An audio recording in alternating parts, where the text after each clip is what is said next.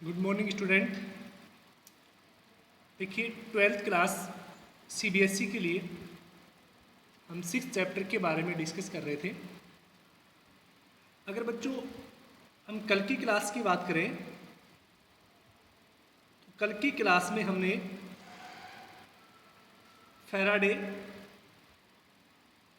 And Lenz law के बारे में स्टडी की थी। ठीक है, देखिएगा मैं आपको पहले भी बोल चुका हूँ कि आपको कंप्लीट चैप्टर के पीडीएफ नोट्स प्रोवाइड करा दिए गए हैं। आप जो टॉपिक पढ़ाया जाता है उसको पहले नोट कीजिए और उसके बाद वीडियो को देखिए, क्योंकि वीडियो के अंदर हम कंप्लीट लैंग्वेज नहीं लिखाएंगे और ना ही आपको डिट्टो लैंग्वेज लिखाएंगे। आप वीडियो का मतलब क्या है आपको उसको समझना है कि एक्चुअल में जो मेन कंक्लूजन है वो क्या है। ठीक है, तो आप पहले रिटन जो वर्क है उसको कंप्लीट कीजिए। अगर एक साथ पूरा नहीं कर पाते हैं तो डेली के आप 5-5 पेज जिसको हम पढ़ाते हैं उनको कंप्लीट कीजिए। ठीक है, अगर हम वापस से आते हैं टॉपिक पर कि हमने कल फैराडे और लेंज लॉ के बारे में बात की थी और हमने ये बताया था कि फैराडे का जो फर्स्ट लॉ था, फैराडेज फर्स्ट लॉ, फैराडे के फर्स्ट लॉ में हमने स्टडी किया था कि जो इंड्यूज ईएमएफ है, इंड्यूज ईएमएफ है वो किसकी वजह से जनरेट होता है? Motion of a magnet. अगर मैग्नेट रेस्ट पे है तो मोशन नहीं होगा, अगर मैग्नेट अपनी पोजीशन को चेंज कर रही है तो ही क्या होता है? इंड्यूज ईएमएफ जनरेट होता है। अब देखिएगा मैग्नेट मोशन कर रही है, इसका मीन्स क्या चेंज हो रहा है? Changing of magnetic flux. ये फर्स्ट लॉ था फैराडे का कि किसी भी क्लोज लूप के अंदर या कोइल के अंदर जो इंड्यूज ईएमएफ होता है बच्चों वो किसकी वजह से होता है? चेंजिंग इन मैग्नेटिक फ्लक्स की वजह से होता है। क्लियर? सेकंड लॉ की अगर हम बात करें फैराडे की सेकंड लॉ की, तो उसने बताया था कि जो इंड्यूज ईएमएफ का मैग्नीट्यूड है ई, वो किसके प्रोपोर्शनल होता है? चेंज इन फ्लक्स में D phi upon a D T के प्रोपोर्शनल होता है। ठीक है, और यहाँ से हमने एक कांस्टेंट यूज किया था जिसकी वैल्यू 1 होती थी, तो हम उसको रिमूव कर देते थे तो वो होता था D phi upon a D T. यानी फैराडे का जो सेकंड लॉ है वो किसको शो करता है? मैग्नीट्यूड को। किसके मैग्नीट्यूड को? इंड्यूज ईएमएफ के। क्लियर? अगर हमने एक्स के बाद एक फॉर्मूले की और बात की थी, if there are N turns, यानी अगर उसमें एन टर्न है तो उस केस में ईएमएफ कितना हो जाता था? N D phi upon a D T. तो बच्चों ये हमने दो नियम पढ़े थे, फैराडे के फर्स्ट नियम और सेकंड नियम। क्लियर? ये हम डिस्कस कर चुके थे कल की क्लास में। इसके अलावा हम अगर कल की क्लास की बात करें तो कल की क्लास में हमने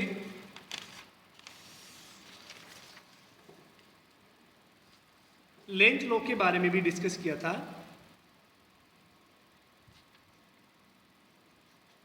यानी लेंज लॉ क्या होता है कि जो इंड्यूज ईएमएफ होता है उसकी डायरेक्शन को बताता है मेनली। यानी ये किस में यूज किया जाता है? Use to find direction of A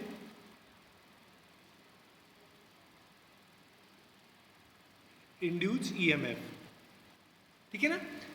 Faraday का जो सेकंड लॉ है वो तो मैग्नीट्यूड को बताता है, जबकि ये किसको बताता है? उसकी डायरेक्शन को भी बताता है। और इसका स्टेटमेंट भी हमने लिखा था कि इंड्यूज ईएमएफ है वो उसी कारण का अपोज करता है। किसका अपोज करता है? Due to which it generate, यानी अपने ओरिजिन का ही अपोज करता है। तो यहाँ से हमने लिखा था कि E M F equal to minus of a D phi upon a D T. यानी लेंज लॉ में केवल क्या आ जाता है यहाँ पर माइनस, यानी फ्लक्स में जो चेंज है वो जिससे ईएमएफ जनरेट होता है वो उसके अपोजिट डायरेक्शन में होता है। तो ये किसका नियम था, लेंज का। इसके रिलेटेड हमें एक दो न्यूमेरिकल भी एक दो एक्टिविटी भी की थी कि जब हम इसको एन पोल को पास लेके आते हैं इस कोयल के, तो ये भी किसकी तरह बिहेव करती है, नॉर्थ पोल की तरह बिहेव करती है। तो इसमें करंट की डायरेक्शन इस तरह से हो जाएगी।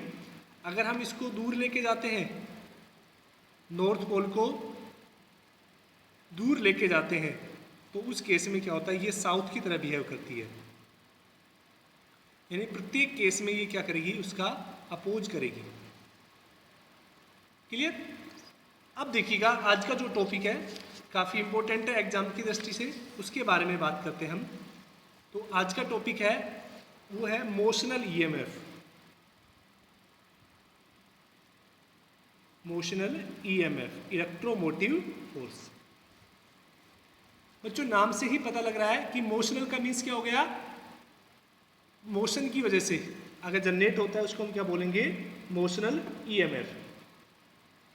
तो देखिएगा मोशनल ईएमएफ के बारे में पढ़ने से पहले हम बात करते हैं कि ये जो मोशनल ईएमएफ एग्जाम में किस नाम से पूछा जाता है। ठीक है, इसको पूछ सकते हैं कि what is motional EMF, explain is from Faraday law.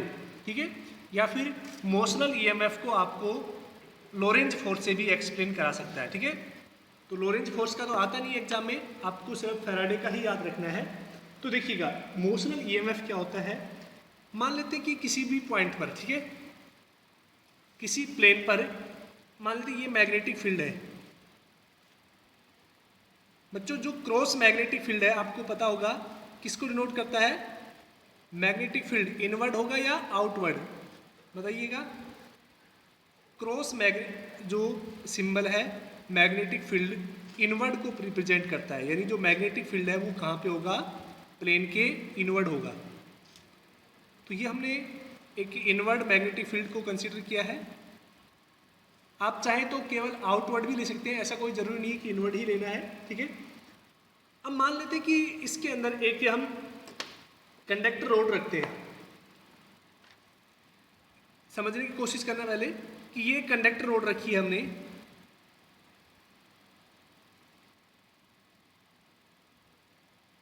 इसको हमने ए बी बिंदु पर रख दिया हमने। ठीक है, और इसकी जो लेंथ है वो मान लेते हैं कितनी है, एल है। क्लियर। तो एल क्या है इस कंडक्टर रोड की लेंथ। अब हम क्या करते हैं, आपको पता है कि ये कंडक्टर रोड है, ठीक है ना, इसके अंदर क्या होगा, करंट फ्लो हो सकता है। अब जैसे हम इसको मूव कराते हैं इस मैग्नेटिक फील्ड के अंदर v वेलोसिटी से, जैसे हमने इसको मूव कराया और कुछ समय बाद हम मान लेते हैं कि ये यहां पर प्लेस होगी,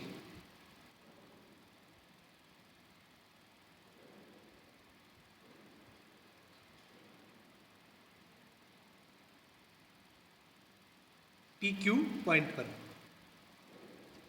मान लेते हैं कि ये पी क्यू पॉइंट के बीच की ये जो दूरी है x, कितनी दूरी है, x। क्लियर। अब देखिए इसके बारे में बात करते हैं। एक बार मैं इसकी लैंग्वेज लिख देता हूं कि let us consider a conductor rod A B of length L placed in magnetic field B। ठीक है, let speed of road in magnetic field is V। मान लेते हैं हम इसकी स्पीड कितनी है, v है। ठीक है, एंड आफ्टर dt टाइम, यानी एक स्मॉल टाइम हमने माना है dt time, road reached eight point P Q, यानी रोड है वो कहाँ पर पहुँच जाती है, पी क्यू पर पहुँच जाती है। सो डिस्टेंस, x बराबर कितनी हो जाएगी, वेलोसिटी इनटू टाइम। इसको हमने इक्वेशन फर्स्ट दे दिया, यानी ये जो डिस्टेंस है ये किसके बराबर होगी, डिस्टेंस बराबर क्या होता है, स्पीड इनटू टाइम या वेलोसिटी इनटू टाइम। उस रोड की स्पीड कितनी है, v मीटर पर सेकंड है जो हमने कंसीडर की है। क्लियर, तो ये क्या होगी उसकी स्पीड। अब देखिएगा रोड ने यहां से यहां तक ट्रेवल किया है, यानी मैग्नेटिक फील्ड के अंदर उसने इस वाले रीजन को कवर किया है।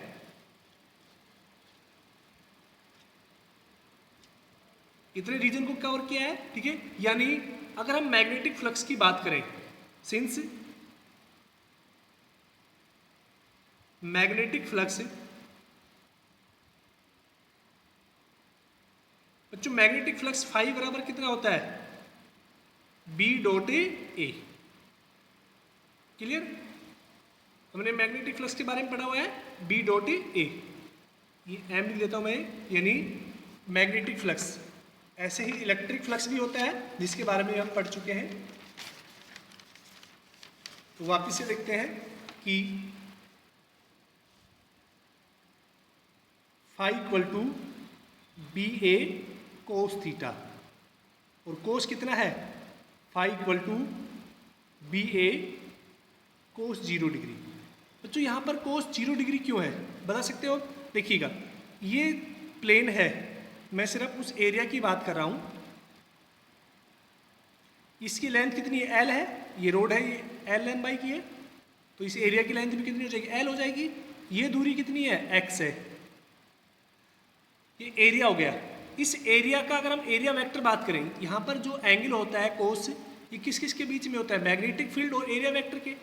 इस एरिया का एरिया वेक्टर क्या होगा, या तो इसके परपेंडिकुलर होगा या फिर मैग्नेटिक फील्ड की डायरेक्शन में। ठीक है, तो मैग्नेटिक फील्ड कहाँ पर है, यहाँ पर इनवर्ड डायरेक्शन में है, और एरिया वेक्टर भी इनवर्ड डायरेक्शन में होगा। इस एरिया का परपेंडिकुलर कहाँ है, तो थीटा कितना हो जाएगा, 0 डिग्री। तो यहाँ से फाई कितना हो गया, बी ए। इसको इक्वेशन नंबर 2 दे दिया हमने। क्लियर। अब बच्चों हम बात करते हैं area. Area covered by road, area कितना हो गया, लेंथ इंटू ब्रेथ, यानी एल इंटू एक्स, या फिर एरिया को एल इंटू एक्स किसके बराबर है, वी डी टी के। हम निकाल चुके हैं इसको इक्वेशन फर्स्ट में। So flux phi equal to कितना हो जाएगा, B L V D T. ठीक है, ये फ्लक्स की वैल्यू आ गई। ठीक है, सो हमें क्या निकाला है, मोशनल ईएमएफ, यानी ईएमएफ फाइंड आउट करना है। तो ईएमएफ क्या होता है, फैराडे के नियम से EMF equal to D phi upon a D T. Clear, यानी यहां से हम क्या लिख सकते हैं, D upon D T B L V D T. हमने किसकी वैल्यू को रख दिया है, इक्वेशन थर्ड से हमने फाई की वैल्यू को रख दिया है। तो यहाँ तक कोई दिक्कत नहीं होगी आपको शायद। तो यहाँ से E M F equal to कितना हो गया, देखिएगा बी एल वी, ये तो कांस्टेंट है, तो B L V D T upon D T कितना आ जाएगा, 1 हो जाएगा। यानी ई एम एफ है, मोशन ई एम एफ कितना होगा, बी एल वी। क्लियर, तो this is the motional E M F. अब देखिएगा बच्चों, मोशनल ई एम एफ मैं लिख देता हूं यहां पर, equation 4 represent motional E M F. अब बच्चों अगर हम बात करें कि मोशनल ई एम एफ के अलावा अगर करंट की बात करें,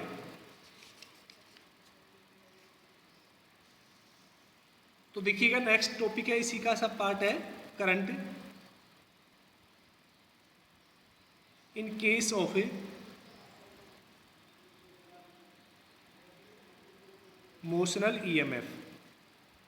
मोशनल ईएमएफ में जो करंट है वो कितना होगा, उसके बारे में बात करते हैं। तो देखिएगा बच्चों, अभी आपने पढ़ा था कि जो करंट होता है वो कितना होता है, ईएमएफ अपॉन आर, यानी वी अपॉन आर भी बोल सकते हैं उसको। ठीक है, तो यहां से देखिएगा इलेक्ट्रिक करंट आई बराबर कितना हो गया, ईएमएफ कितना है BLV अपॉन आर। इसको हमने इक्वेशन नंबर 5 दे दिया, ठीक है।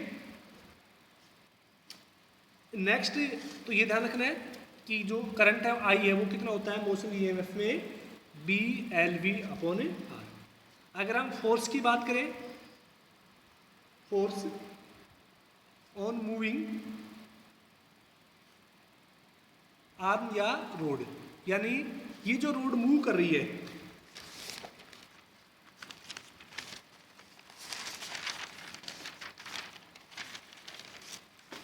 ये जो रोड मूव कर रही है इसके ऊपर फोर्स लग रहा है F बराबर कौन सा, एक तो मैग्नेटिक फोर्स लग रहा है, कौन कौन, एक तो ILB ये मैग्नेटिक फोर्स होता है, और एक इलेक्ट्रोस्टैटिक फोर्स यानी QE यानी ये वाला, दो फोर्स लग रहे हैं इसके ऊपर, ठीक है। तो ये ध्यान रखना है। अगर हम फोर्स की बात करें, फोर्स और मूविंग आर्म, ठीक है, तो देखिएगा फोर्स कितना होता है F बराबर ILB, हम पढ़ चुके हैं पहले, ठीक है।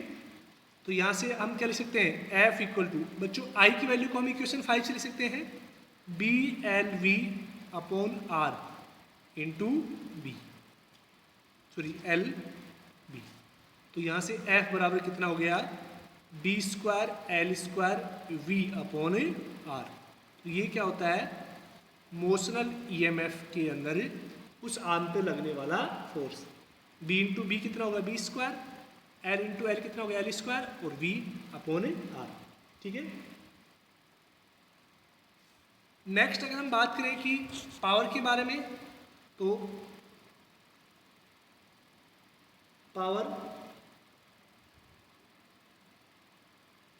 डिलीवर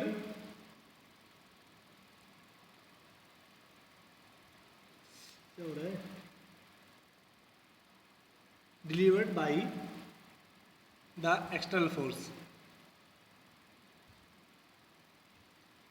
तो जो पावर डिलीवर्ड है यानी पावर के बारे में बात करें, बच्चों आपको पता है कि पावर बराबर क्या होता है फोर्स इंटू वेलोसिटी, ठीक है ना। पावर कितना होता है फोर्स इंटू वेलोसिटी। तो यहाँ से हम क्या लिख सकते हैं पावर के फॉर्मूले के लिए, तो B square L square V upon R, ये तो F का फॉर्मूला हो गया, इंटू V। तो पावर कितनी होगी B square L square V square upon R। ये क्या होती है मोशनल EMF के अंदर जो पावर होती है उसके बाद फॉर्मूला होता है। तो बच्चों मोशनल EMF में हमने पावर के बारे में पढ़ा है, इलेक्ट्रिक करंट के बारे में पढ़ा है, और फोर्स के बारे में पढ़ा है, ठीक है।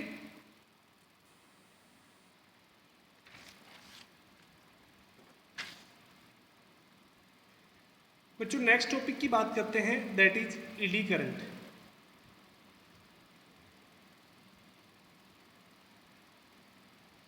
कई बार एग्जाम में 2 नंबर के क्वेश्चन में पूछ लिया जाता है कि ईडी करंट क्या होता है और इसके एप्लीकेशन क्या है, ठीक है। देखिएगा ईडी करंट के बारे में बात करें तो देखिए, अगर किसी भी प्लेन सीट को, ये मान लेते कोई ABCD प्लेन सीट है,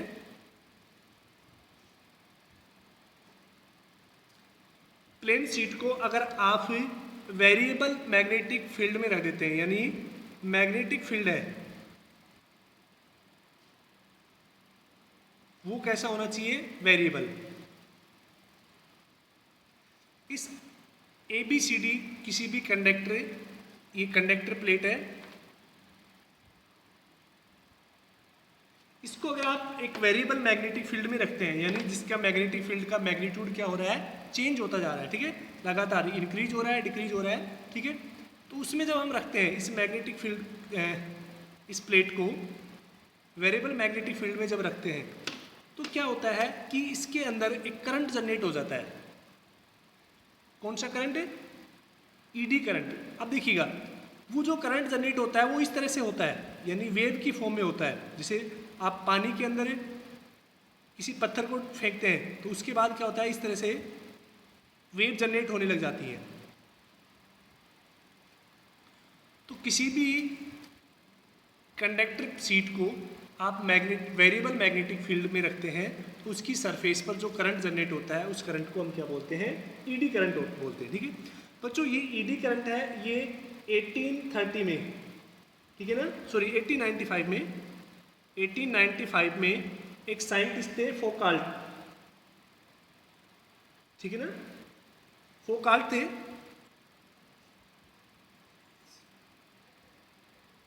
उन्होंने क्या किया, सबसे पहले इनको डिस्कवर किया था। तो ईडी करंट को हम दूसरे नाम से भी बोलते हैं, इसी को क्या बोलते हैं, फोकाल्ट, फोकाल्ट करंट। तो ईडी करंट और फोकाल्ट करंट एक ही बात है। फोकाल्ट करंट क्यों बोलते हैं, क्योंकि ये साइंटिस्ट फोकाल्ट ने इनको क्या किया था, डिस्कवर किया था। अब देखिएगा ईडी करंट की अगर हम लैंग्वेज की बात करें, ठीक है ना, इसकी डेफिनेशन की बात करें तो क्या होता है, द ईडी करंट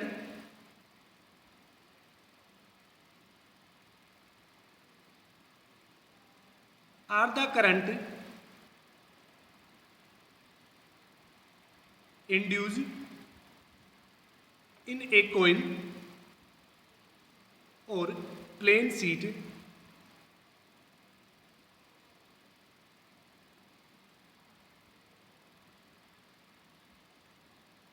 कैसी होनी चाहिए, मेटेलिक, ठीक है ना। जो सीट आप यूज कर रहे हैं, ये वाली सीट कैसी होनी चाहिए, metallic. Then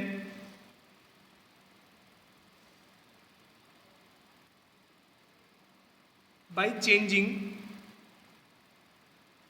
magnetic field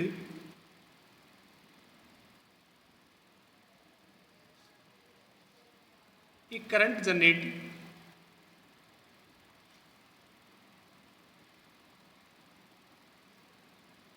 through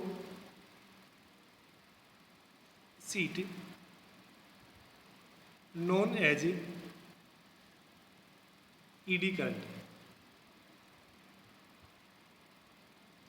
तो बच्चों ईडी करंट क्या होता है कि किसी भी मेटेलिक सीट को या मेटेलिक कॉइल को आप मैग्नेटिक फील्ड में रखते हैं तो उसके ऊपर क्या होता है, करंट जनरेट होने लग जाता है। उस करंट को क्या बोलते हैं, हम ईडी करंट बोलते हैं, ठीक है। ईडी करंट को सबसे पहले फोकाल्ट ने डिस्कवर किया था, इसलिए इनको हम क्या बोलते हैं, फोकाल्ट करंट के नाम से भी जानते हैं, ठीक है। अब देखिएगा ईडी करंट की एप्लीकेशन की बात करें, यानी इसका यूज कहाँ पर है, तो देखिएगा एप्लीकेशन ऑफ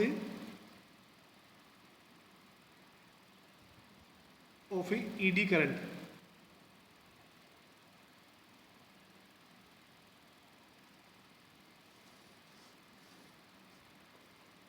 यानी डिफरेंट फील्ड में, ठीक है, हम ईडी करंट को यूज करते हैं। तो पहला अगर हम बात करें तो इंडक्शन फर्नेस, इंडक्शन फर्नेस। बच्चों इंडक्शन फर्नेस क्या होती है, यानी एक तरह से ये भट्टी होती है जिसके अंदर किसी भी मेटेलिक ऑब्जेक्ट को क्या किया जाता है, मेल्ट किया जाता है। तो देखिए इंडक्शन फर्नेस कैसे काम करती है, जैसे ये फर्नेस है, किसी भी मेटेलिक स्क्रैप को जैसे आपको मेल्ट करना है, ठीक है ना, तो उसके अंदर क्या किया जाता है, करंट फ्लो कराया जाता है और उसको वेरिएबल मैग्नेटिक फील्ड में रखा जाता है, ठीक है ना। वेरिएबल मैग्नेटिक फील्ड में रखेंगे तो इसके अंदर क्या होगा, ईडी करंट जनरेट होगा। और बच्चों जब ईडी करंट जनरेट होता है तो उसके साथ साथ क्या जनरेट होती है, हीट एनर्जी जनरेट होती है। आपको पता है कि H बराबर क्या होती है, I²R, ठीक है। तो हीट एनर्जी जनरेट होती है, तो इस हीट एनर्जी की वजह से इसका टेम्परेचर इतना ज़्यादा हो जाता है कि ये मेल्ट होने लग जाती है। क्या हो जाती है, मेल्ट। तो इंडक्शन फर्नेस क्या होता है कि use to melt, use in melting any conductor sheet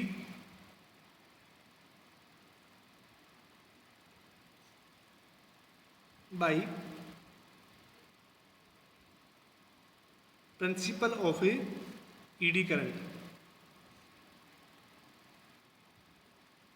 ठीक है। तो सीधा याद रखिएगा कि इंडक्शन फर्नेस क्या होती है कि उसके अंदर जिस मेटेलिक, वो मेटल का कुछ भी हो सकता है, चाहे रोड कोई भी स्क्रैप टाइप, जैसे कि कबाड़ी वगैरह जो लेके जाते हैं मेटेलिक, उसको हम इंडक्शन फर्नेस में अगर रखने के बाद उस मेटल को और वेरिएबल मैग्नेटिक फील्ड में रखते हैं, इसके अंदर क्या होता है, एक मैग्नेटिक फील्ड जनरेट होता है, ठीक है ना, इसकी वैल्यू लगातार चेंज होती रहती है। तो इस फर्नेस की जो दीवारें हैं, यहाँ पर इंस्ट्रूमेंट लगे होते हैं, वो वेरिएबल मैग्नेटिक फील्ड जनरेट करते हैं। तो उससे क्या होता है कि ये जो स्पेसमैन रखा हुआ है, यानी ये जो कोई भी ऑब्जेक्ट रखा हुआ है मेटेलिक, इसके अंदर ईडी करंट जनरेट होता है। उस ईडी करंट की वजह से क्या होता है, उसके अंदर हीट एनर्जी जनरेट हो जाती है, जिससे क्या होता है वो मेल्ट हो जाता है। ठीक है, तो जो इंडक्शन फर्नेस होती है, एक तो सिंपल हीट फर्नेस होती है जिसके अंदर हम कोयले वगैरह से गर्म करते हैं। इंडक्शन के अंदर हमें कोयले वगैरह की जरूरत नहीं पड़ती। सेकंड, अगर हम बात करें तो जो ट्रेन वगैरह होती है उनके अंदर ब्रेक लगाए जाते हैं, जिनको हम क्या बोलते हैं, इलेक्ट्रिक ब्रेक। या इलेक्ट्रिक ब्रेकिंग में किसका यूज किया जाता है, ईडी करंट का। देखिए जो ट्रेन का पहिया होता है उसके साथ साथ एक ही रेक्टेंगुलर शेप में एक ही ड्रम जुड़ा होता है। ठीक है, तो जैसे ही ये पहिया रोटेट करता है तो ये ड्रम भी क्या होता है, लगातार रोटेट करता रहता है। ठीक है, अब इस ड्रम में रोटेट करने से क्या होता है, इसके फ्लक्स में चेंज होता है। ठीक है, तो जब भी हम इसके अंदर करंट फ्लो कराते हैं तो उससे क्या होता है कि यहाँ पर एक अपोजिट डायरेक्शन के अंदर इंड्यूस ईएमएफ जनरेट हो जाता है, जिससे क्या होता है ये इसके मोशन का अपोज करता है। अभी हमने पढ़ा था ना कि जो ईएम फोर्स जनरेट होता है V²L²V/R, जिससे क्या होता है कि ये रोटेट करना बंद कर देता है, इससे क्या होता है ब्रेक लगते हैं। देखिए इलेक्ट्रिक ब्रेक का क्या फ़ायदा होता है, जैसे आप ट्रेन में ब्रेक लगाते हैं, ठीक है, तो प्रत्येक डब्बे के जो पहिए होते हैं, ये नहीं कि केवल इंजन में ही ब्रेक लगते हैं, जितने भी पहिए होते हैं ट्रेन, चाहे वो लास्ट डब्बा हो, वहाँ तक का जो पहिया होता है उसके ऊपर भी यूनिफॉर्मली ब्रेक लगते हैं।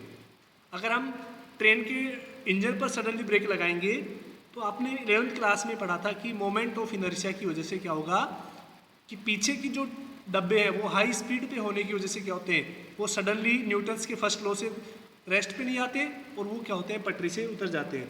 तो जब भी ट्रेन में ब्रेक लगा जाते हैं वो कौन से होते हैं, इलेक्ट्रिक ब्रेकिंग सिस्टम होता है, जिससे क्या होता है वो सारे पहियों पर एक साथ ही एप्लीकेबल हो पाता है। ठीक है, नेक्स्ट हम बात करें कि ईडी करंट का जो एप्लीकेशन है, यानी ईडी करंट थर्ड अगर हम यूज की बात करें तो जो गाड़ियों के स्पीडोमीटर आते हैं, स्पीडोमीटर, उनके अंदर भी क्या होता है ईडी करंट का यूज होता है। बच्चों स्पीडोमीटर के अंदर क्या होता है कि जैसे आपने गाड़ी का स्पीडोमीटर देखा होगा, उसके अंदर एक निडल होती है और उसके साथ साथ एक ही मैग्नेट लगी होती है अंदर, जिसको एक एल्युमिनियम के बॉक्स के अंदर क्या किया जाता है, फिक्स किया जाता है। ठीक है, और ये जो निडल है यहाँ पर एक ही स्प्रिंग से जुड़ी होती है। ठीक है, तो देखिए जैसे ही गाड़ी रोटेट होती है, यानी गाड़ी जब चलना स्टार्ट होती है, तो ये जो स्पीडोमीटर के अंदर जो ड्रम होता है, ये पहिए के साथ एक केबल से जुड़ा होता है, तो ये भी क्या करता है रोटेट करना स्टार्ट कर देता है। तो रोटेट होगा तो यहाँ पर क्या होगा कि मैग्नेटिक फ्लक्स में चेंज होगा, क्योंकि मैग्नेटिक फील्ड चेंज होगा, जिससे क्या होता है कि इस स्प्रिंग के ऊपर एक टॉर्क लगता है। क्या लगता है, टॉर्क। अब टॉर्क की वजह से क्या होता है, टॉर्क की वजह से ये जो निडल है ये डिफ्लेक्ट होती है अपनी पोजीशन से।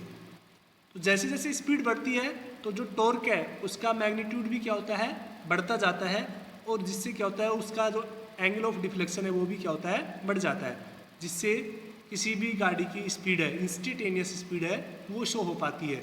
किसकी वजह से, स्पीडोमीटर। स्पीडोमीटर भी किस पर वर्क करता है, ईडी करंट पर।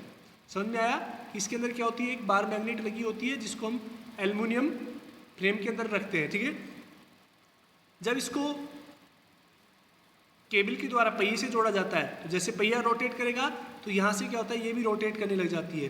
जब रोटेट करेगी तो मैग्नेटिक फ्लक्स में क्या होगा, चेंज होगा। मैग्नेटिक फ्लक्स में चेंज होने से क्या होता है, इस स्प्रिंग के ऊपर टॉर्क जनरेट होता है। इस टॉर्क की वजह से क्या होता है, इसके अंदर डिफ्लेक्शन आता है, जिससे वो स्पीड को शो करती है। ठीक है, नेक्स्ट अगर हम बात करें कि जो इंडक्शन मोटर होती है, इंडक्शन मोटर, उनकी जो डिजाइन है वो इस तरह से की जाती है कि उनके अंदर हीट मिनिमम जनरेट हो। इंडक्शन मोटर जानते हैं ना कि जो आपकी मोटर होती है उसके अंदर क्या होते हैं, इस तरह से दो परमानेंट मैग्नेट लगे होते हैं, ठीक है ना, और बीच में एक कॉइल लगी होती है, जैसे हम इसको इलेक्ट्रिक करंट देते हैं, ठीक है, तो क्या होता है, इसके ऊपर एक टॉर्क जनरेट होता है और ये कॉइल क्या होती है, रोटेट करना लग जाती है। जब हम मोटर के बारे में पढ़ेंगे तो उसके बारे में हम इसको डिटेल में पढ़ेंगे, ठीक है। नेक्स्ट अगर हम बात करें कि इलेक्ट्रोमैग्नेटिक डंपिंग क्या होता है, इलेक्ट्रोमैग्नेटिक डंपिंग, ठीक है बच्चों। इलेक्ट्रोमैग्नेटिक डंपिंग की बात करें, ये भी ईडी करंट का ही एक एग्जांपल है। जैसे गैल्वेनोमीटर होता है, ठीक है, गैल्वेनोमीटर के अंदर मान लेते हैं कि ये इसका रीडल है 0 के ऊपर स्टेबल है और उसके अंदर दोनों तरफ नंबर होते हैं। तो जैसे आपने इसको किसी सर्किट से या सेल से जोड़ा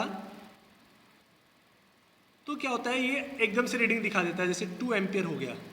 जब आप इस सेल को रिमूव करते हैं तो ये 0 पर आने से पहले ही क्या होता है, इधर की ओर शिफ्ट हो जाता है। इस तरह से ये क्या होता है, 0 पर पहुंचने में काफ़ी टाइम लगाता है, मतलब ये थोड़ी देर तक हिलता रहता है, मतलब इंस्टेंटली 0 पे नहीं आता है, ठीक है। जैसे ये यहाँ पर है, इसका इनिशियल में आपने स्विच को हटा दिया तो ये क्या होगा कि यहाँ पर पहुँचेगा तो स्पीड होगी, इससे क्या होता है ये इधर की तरफ आ जाता है और इस तरह से लगातार ये हिलता रहता है थोड़ी देर के लिए, ठीक है। तो इलेक्ट्रोमैग्नेटिक डंपिंग क्या होता है कि इस गैल्वेनोमीटर के अंदर हम एक ही बार मैग्नेट का यूज करते हैं, ठीक है ना।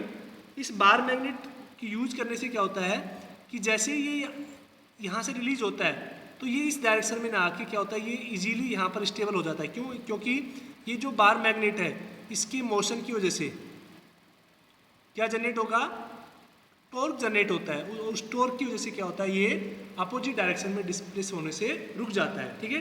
तो इसी प्रोसेस को क्या बोलते हैं, इलेक्ट्रोमैग्नेटिक डंपिंग। क्लियर? इन टॉपिक को आपको जो PDF प्रोवाइड करा दिए हैं उनमें से नोट करना है, ठीक है। आज के लिए इतना ही, थैंक यू।